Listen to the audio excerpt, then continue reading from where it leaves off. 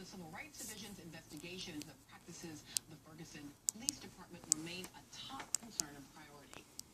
So, you see, that little statement, it's a reminder of two important issues here. First, the DOJ is in the midst of critical and long-term work, even while the Senate stalls the confirmation of the person who should be now leading the department. Second, the person currently charged with overseeing the Civil Rights Division aspect of this work, Vidya Gupta, is herself an acting assistant AG. Now, Gupta is herself terrific, but why is her title acting?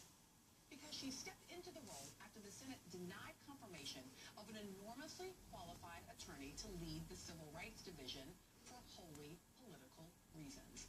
In September of 2014, Debo Adigbile was forced to withdraw his name from consideration for Assistant Attorney General of the Civil Rights Division. Adigbile, who was a 1970s Sesame Street kid, was one of the nation's most respected civil rights lawyers and served as acting president of the NAACP Legal Defense and Education Fund. Now, you know the LDF. It was led by none other than Thurgood Marshall when he successfully argued Brown v. Board of Education and overturned segregation in American public schools.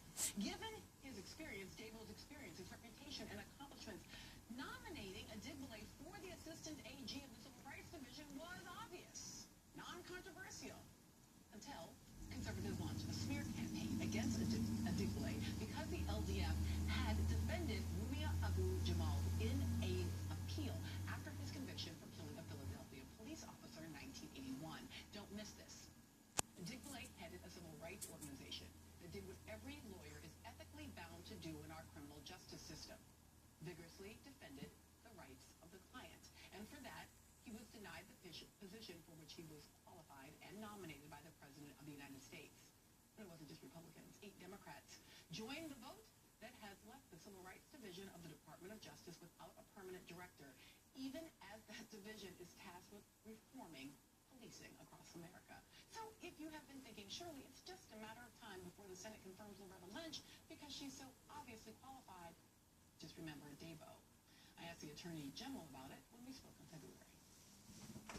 He did what a lawyer is supposed to do. You know, take on tough cases that are unpopular, and he did so extremely honorably. The fact that he got penalized for doing that sets, I think, a very bad precedent. Yeah, the problem that we're seeing here is that both in the context of Adigbale's nomination and Loretta Lynch's, is that we now have eminently qualified people of color that are necessary to lead our country through the justice path that we actually have right now. And these are getting blocked by political and partisan pieces, no question about it. But also, it reminds me of Loretta Lynch's story. Remember that she was in high school, North Carolina. She was the valedictorian. Yep. And as the valedictorian, scored higher than anybody. That through these bureaucratic means, she was not allowed to shine as the valedictorian, and they had 2 other white students that had to be valedictorian with her because the world wasn't ready for a strong, smart, qualified black girl to lead. We have a situation now where the Congress is saying exactly the same thing, that they're essentially inhibiting the leaders that we need to move us through this, through these bureaucratic means. And I frankly don't care whether the Republicans are playing tit for tat with the president or whether this is about the immigration bill.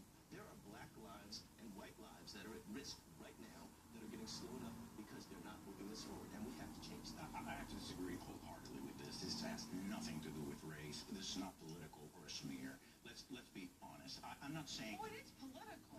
Well, it is political, but it's not just partisan. I mean, he did something, which is defend a person who killed a police officer. Now, an attorney... I said attorney... First of all, actually, Dabo did not... But I want to be clear about that. In an appeal. No, but I also would like to be clear about that. He was also not the lead attorney. The LDF, right? The LDF defended. He was part of the appeal team. Sure. As an attorney, you choose your clients. And you have to lead with the legal defense fund of the NAACP. That's fine. I'm not saying they have the right to defend whoever they want to defend. But at the end, you have to leave with the consequences. You defended a person who defended... Look, it's a consequence. And he defended him against the death penalty. He actually did not... But I want to be clear, because the lies and the smears that have been told about Dabo are precisely the point that I'm trying to get at here. He did not defend him as an individual attorney making a big defense profit for it. So I want to be clear about that. He was a part of a nonprofit organization organization Right. that defends people's civil rights. And they defended the man against the death penalty, not against conviction, which is a wholly different issue relative to the question of civil rights. And he was being nominated for the issue of civil rights. And so I bring this to this space because what is important here, I think, is that we not think about race as an issue of the racialized bodies that have been nominated. That is too easy.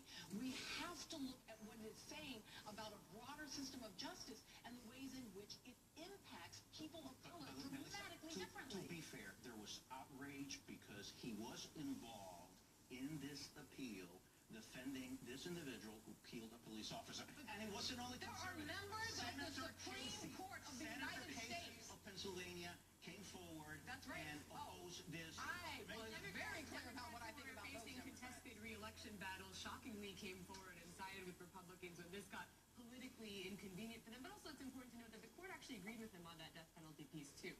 So the court did lessen the sentence to life in prison. So that's also important to know when we're following the facts. But let's be fair. When Democrats appoint somebody to the bench or to an important position, they're fully qualified. When a Republican nominates somebody like Robert Bork, eminently qualified. Oh, no. Well, first of all, this is not the Supreme Court.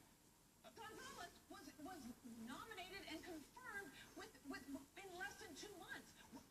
The notion that Democrats have stood in the way of the appointment, and again, at the point that we're talking about Dabo and so many others who have been stood in the way by the Senate, we are not even talking about cabinet-level positions. We're talking about a Senate that has created a system of massive resistance every time this president has tried to nominate people. We need to return to this is a cautionary tale because 3 weeks is a very long time. Yes. And Rudy Giuliani law enforcement statements in the past couple of days are not coincidental because they also know that there is going to be a campaign over the next 3 weeks to find the Mumia in Loretta Lynch's history. And Giuliani, I think, has a good and respectful and long-term relationship with Lynch, and is like, stop this. It's not forward. But we are going to be fighting it. It's political because, this week the gun lobby got involved too. The National Rifle Association is sending alerts to its members. We have to oppose this Obama nominee. She's going to be Eric Holder 2.0 is what another gun rights But group it's said. neutralized in the way that if you are a black person fighting in civil rights, you are a much easier target in these United States because of the fact that you are inevitably going to find yourself fighting against power.